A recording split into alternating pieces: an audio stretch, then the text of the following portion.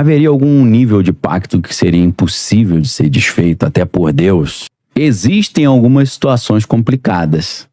Não porque Deus não teria o poder, mas porque ele, do próprio Deus, coloca um limite. Mas como assim, Daniel? Vamos supor que para você fazer um pacto com Deus, você precisa se santificar. Você precisa abandonar o pecado. Para você fazer um pacto, para você fazer um pacto com as trevas, você precisa pecar. Entendeu? Ao contrário. É o contrário. Você peca, você se afasta de Deus. Exato. Aos prazeres, né? Inclusive, eu tenho um conhecido, eu não vou falar o nome dele nem o nome da ordem com a qual ele se envolveu, mas ele falou assim comigo, né? Cara, o primeiro exercício que a gente fazia para entrar nessa ordem era a gente fazer um exercício para perder o medo de Deus. Hã? Aí eu falei, mas pra que isso? Ele falou, porque a gente teria que fazer coisas tão abomináveis que a nossa consciência pesasse. Falei, cara, isso aqui é errado. Deus vai me punir. Mas eles faziam um exercício de quase que de alienação mental, de pensar, Deus não vai me punir, né? Não, mas se você for pensar, a cultura pop, tudo leva muito na brincadeira pra... eu quero ir pro inferno, lá tem festa, tem bebida. Pô, exato, cara, muito mais legal. O céu deve ser chato, né? É uma coisa que meio vai entranhando e você fala, quer mesmo. Quem quer ir pro céu, só tocando, os anjinhos tocando harpa, né? Monótono isso pra vai caramba. entrando na cabeça da galera, Vai né? entrando. O lugar bom é no... Músico, os caras, tudo zoeiro, estão tudo no inferno, não estão no céu. Cara, se eu não tô enganado, é no filme Desconstruindo Harry, do... eu sei como é que é o nome do cara? Woody Allen. Woody Allen. Faz tempo que eu assisti, não lembro. Que ele vai perdendo a visão, vai ficando desfocado, é esse? Cara, agora eu não lembro, cara. Eu sei que num desses filmes ele vai pro inferno. E aí ele fala, pô, mas eu sou judeu, não acredito no inferno. Cara, não adianta, você tá no inferno. E aí alguém manda ele na sala do gerente. Aí na sala do gerente tinha ar-condicionado. Tinha ou não tinha? Tinha. No inferno. Sim. Aí o cara, pô, tu tem ar-condicionado? Ele fala, claro, pra ferrar com a camada de ozônio, né? Pra destruir o mundo, né? Então tem essa ideia, né? Pô, o inferno é tipo um harém, né?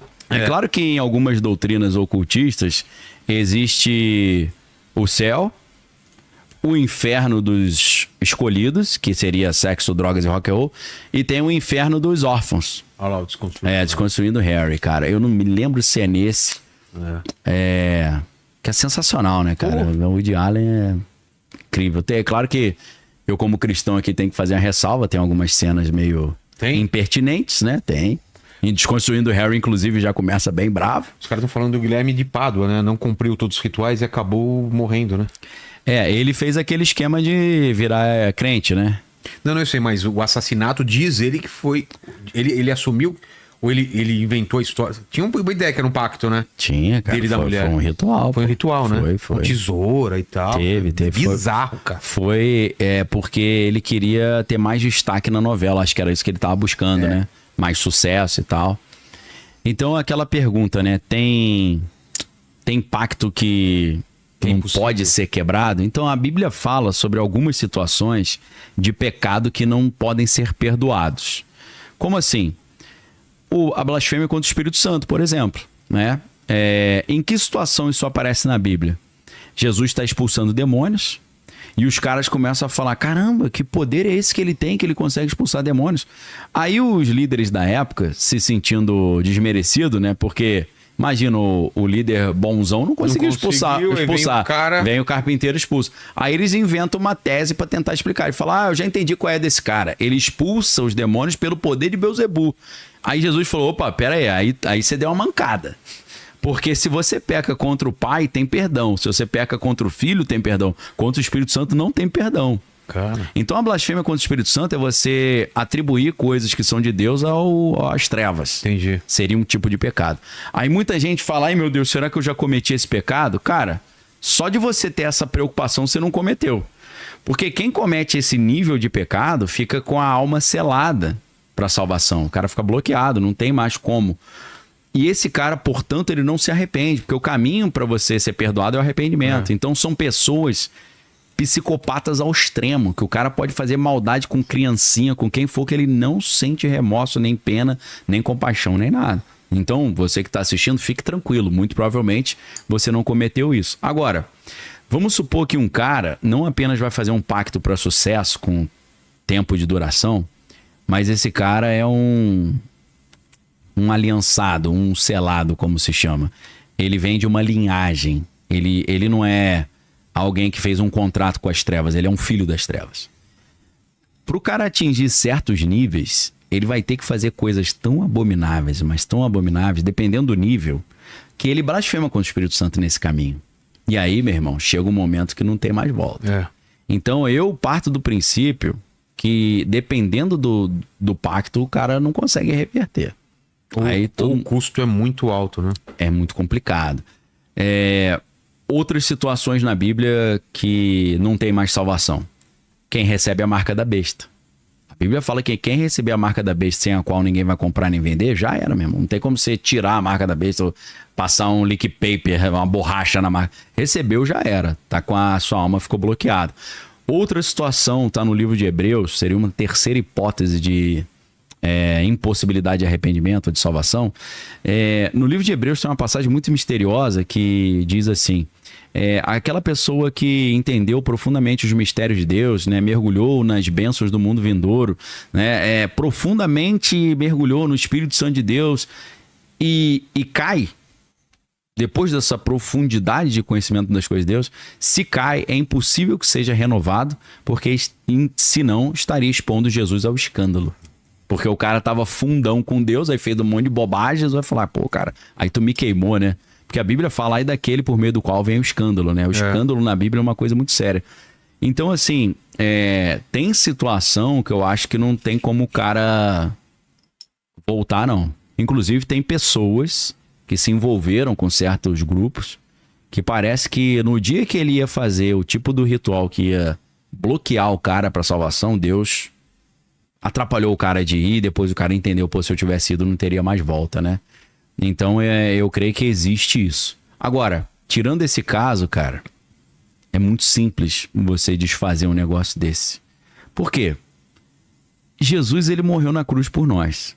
E ele nos prometeu uma série de coisas. Por exemplo, quem está em Deus, nenhum mal pode alcançá-lo. A Bíblia diz que quem recebe as coisas do Senhor, entrega a vida a Jesus como seu único e exclusivo Senhor e Salvador, a Bíblia fala, nenhuma maldição há para quem está em Cristo Jesus. Porque Jesus pagou já o preço na cruz. É como se em vez de você ter que pagar indo para o inferno, Jesus já pagou. E você pode usar esse crédito, a gente pode assim dizer, né? Porque o próprio livro de Hebreus diz que Jesus, de uma só vez, entrou no Santo dos Santos e fez um sacrifício perfeito para que não haja mais derramamento de sangue para perdão de pecado. Então a Bíblia diz que quem é do Senhor, o maligno não lhe pode tocar. Se você sai das trevas e vai para a luz, né? A Bíblia fala muito sobre isso, sair das trevas e ir para a luz, sair das trevas e ir para a luz. Só que aí no ocultismo eles usam isso também, né? Só que é o contrário, se é cristão, você tá nas trevas, aí você vai para Lúcifer, você tá na luz, porque Lúcifer é o portador da luz, né? E Paulo é muito interessante quando ele fala, né? Não vos admireis que o próprio Satanás pode se transfigurar em anjo de luz. Então muitas pessoas viram anjos de luz, fizeram pactos com anjos de luz, mas na verdade estavam fazendo pacto com as trevas, né? A gente tem várias religiões, não vou citar nenhuma para não gerar polêmica, mas várias religiões começam com um cara que encontrou com um anjo. Mas aí quem te garante que aquilo era um anjo mesmo? Tem que testar, né? Porque a Bíblia fala, provai os espíritos se realmente procedem do Senhor. Por que você tem que provar? E como é que prova? Primeiro tem que provar porque a Bíblia fala que Satanás pode se transfigurar em anjo de luz, né? E tem aquela frase famosa do conhecimento popular, nem tudo que reluz é ouro. Né? Vai por aí. A Bíblia fala caminhos que aos olhos dos homens são bons, mas que conduzem à perdição. Então o engano é uma das maiores habilidades das trevas. Para ele se passar por um anjo de luz é mole, é só ele momentaneamente conseguir restaurar a glória que ele teve antes com Deus, né? Então, como é que você prova o Espírito? A Bíblia diz que o Espírito que procede de Deus, ele confessa que Jesus veio em carne, andou entre nós, morreu na cruz, mas ressuscitou ao terceiro dia e está sentado à destra de Deus. Um Espírito que confessa isso, aí ele passou no teste no ISO 9001. Então, vamos supor que aparece um anjo lá em casa e o anjo fala, Daniel, você foi escolhido para criar uma nova religião, mas você precisa se ajoelhar aqui e beijar meu pezinho. Aí eu vou lá e ok. eu não tenho certeza se realmente eu tô falando com um anjo. Então tem que tomar muito cuidado também, porque tem gente que faz pacto com um anjo achando que é anjo, mas não é, né?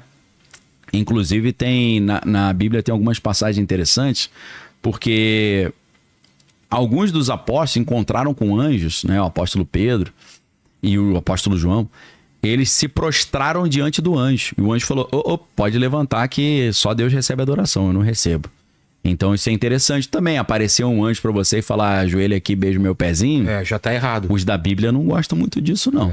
Porque eles mandaram o cara levantar, se prostrar só diante de Deus. Então, cara, Jesus morreu na cruz pra isso. Exatamente para isso, para nos tirar do lamaçal das trevas e do pecado e nos dar a oportunidade de receber a salvação, né? Da gente que estava todo estoporado, destruído, cheio de sujeira espiritual. Ele vem dar um belo de um banho, né? E o batismo simboliza muito isso, né? O batismo é o simbolismo do novo nascimento. E o batismo, não só o batismo, cara, mas água corrente quebra pacto. É isso que é estranho, né? Porque vou contar duas histórias, né? Primeiro, Jesus batizava no Rio Jordão. Rio significa água em movimento, né? Rio é diferente de lago, a água tá parada, e diferente do mar, né? Que a água, você chega na beira do mar, a água vai e volta, vai e volta das ondas. Rio é diferente, rio é contínuo. Tchau, foi embora, lavou, entendeu? Então, assim, eu acho que não foi por acaso que João Batista veio batizando nos rios. Ele poderia batizar no Mar da Galileia, ele poderia batizar no litoral, né, no Mar Mediterrâneo, mas não, ele batizou no rio. Por quê? Cara, água corrente tem uma simbologia muito forte de purificação espiritual. E aí eu vou dar um exemplo prático disso. William Schnoebelen, que é um cara que se apresenta como ex-satanista, né, ele escreveu o livro Lúcifer Destronado, Entrevista com o Ex-Vampiro, né? Space Invaders, Romancing Death, é porque muitos não tem em português, né? Tem um que é Mormonismo, Temple of Doom, Mormonismo, Templo da Perdição, né? Tem vários, né? Tem Catolicismo, a Catedral das Trevas, né? Porque ele foi católico, mormon, wicca, druida. O cara foi clínico geral, meu irmão. O cara zerou o conhecimento oculto, né? Foi do rito de Memphis e Misraim, foi da OTO, foi da OTOA, né? Lá do Michael Berthier. Foi da Eclésia Agnóstica lá do Crowley, foi Astro Argento, né? AA. O cara foi tudo. É legal que nos livros ele mostra os diplomas dele, né? Dessas ordens. E esse cara diz que quando ele fez a iniciação no vampirismo, que ele fez com um cara da Transilvânia mesmo, que tava nos Estados Unidos, o cara falou pra ele, se você passar numa ponte em que embaixo tem água corrente passando, você perde todos os seus poderes. Perde o pacto. E ele falou que ele tinha que sempre monitorar a rota dele para ele não passar onde tinha rio, ponte em cima de um rio com água corrente. Quando eu li essa história nesse livro, eu pensei, interessante isso, né? Tem a ver com batismo nas águas, né? Água corrente. E aí eu contei essa história uma vez, eu dava aula numa faculdade de teologia, chamada Faculdade Wittenberg, lá na Tijuca, no Rio. E aí eu contei essa história. E aí uma aluna, ela falou, professor, eu sou enfermeira. E essa história faz muito sentido. Porque eu sou enfermeira aqui no Rio de Janeiro, de vez em quando a gente pega bandido baleado, né, pra atender. E ela atendeu um bandido que ele confessou pra ela, ele falou assim, ela tentou falar de Deus pra ele falou, não, pra mim não... Deus não pode resolver meu problema. Ela falou, mas claro que pode, por que não pode? Ele falou, não, eu tenho um pacto. Eu tenho o corpo fechado. Eu fiz um pacto para eu ser imortal. E ele disse que o pacto envolvia, segundo foi instruído para ele, você vê a diferença de um cara lá no Kentucky, nos Estados Unidos, para um cara no Rio de Janeiro. O cara falando que o feiticeiro que fez o pacto para ele falou que quando ele fugisse da polícia, ele tinha que tomar muito cuidado para não passar numa ponte com água passando embaixo, senão ele ia perder o pacto do corpo fechado. Você vê como é que o mundo espiritual tem uma coerência meio interessante. São regras que não podem ser quebradas. Então, né? Cara, você que tá aí cheio de vínculos com as trevas, você entregando sua vida a Jesus e mergulhando nas águas do novo nascimento, do batismo, cara, Deus vai te limpar disso aí, não tenha dúvida nenhuma. Agora, você tem que fazer aquilo que a Bíblia ensina, né? Jesus fala, quando o espírito imundo sai de um homem, ele vai para lugares áridos. Mas não encontrando repouso, ele volta, chama outros 7 espíritos piores do que ele, e o segundo estado da pessoa é pior do que o primeiro. Então, quando você é limpo do pecado, você tem que convidar o Espírito Santo para morar dentro de você e manter a santidade, né? Por isso que Jesus fala para os leprosos que ele curou. Ele fala, vai e não peques mais, para que não aconteça coisa pior. Porque quando o cara serve as trevas, aí Jesus limpa o cara, e ele volta a servir as trevas, a situação dele pode ser catastrófica, porque voltam outros 7 espíritos piores que o anterior para dominar o cara, para garantir que nunca mais ele vai fazer isso de trocar de time, né? Virar casaca. Então, servir Jesus é maravilhoso, mas é sério também, porque quando você entrega a sua vida a Jesus, você arruma um problema com as trevas. Agora, a Bíblia é clara quando ela diz que o anjo do Senhor acampa ao redor daqueles que o temem e os livra. A Bíblia não fala o anjo do Senhor acampa ao redor de todo mundo. Ela fala acampa ao redor do que os temem e os livra. Então tem que temer ao Senhor, permanecer em santidade. Jesus fala em João 8,31, se vós permanecerdes na minha palavra, sereis verdadeiramente meus discípulos e conhecereis a verdade, e a verdade vos libertará, e se o Filho vos libertar, verdadeiramente sereis livres. Então essa ideia de permanecer, de continuar, é fundamental. Jesus em João 15 ele fala, eu sou a videira verdadeira, meu pai é o lavrador. Todo ramo que está em mim e dá fruto, ele limpa para que dê mais fruto, e vocês já estão limpos pela palavra que eu vos tenho pregado. Porém, se o ramo está conectado a mim e para de dar fruto, ele é cortado e lançado fora no fogo para ser queimado. Então tem que continuar frutificando. É por isso que o apóstolo Paulo fala, desenvolvei a vossa salvação. Então o pacto pode ser quebrado, a vida pode ser restaurada, mas tem que permanecer. Para você garantir que você está com o anjo do Senhor acampado ao teu redor, que você está andando com os seus guarda-costas espirituais que Deus designou aí para você. Então fica a dica para a galera. E confessar Jesus é fácil. Jesus fala, aquele confessar o meu nome diante dos homens, eu confessarei o teu nome diante do Pai. Então você tem que falar ali, idealmente em público, falar, pessoal, não me envergonhe de Cristo, tá? Porque Jesus falou, quem se envergonhar de mim, eu me envergonharei dele, então não pode ter vergonha. Paulo fala, não me envergonhe do evangelho, porque é poder de Deus para a salvação da humanidade. Então você fala, olha pessoal, eu era um cara todo errado, mas agora eu declaro na frente de vocês que eu creio que Jesus é o meu único, exclusivo Senhor e Salvador, eu entrego minha vida a Ele, e eu aproveito e já declaro que eu creio que Ele veio em carne, andou entre nós, morreu na cruz, mas ressuscitou ao 3º dia e está sentado à destra de Deus. Então eu entrego minha vida a ti, me tira das trevas para a luz e que eu possa andar em santidade como servo e sacerdote. Então, amém. Acabou, meu irmão. É assim que faz.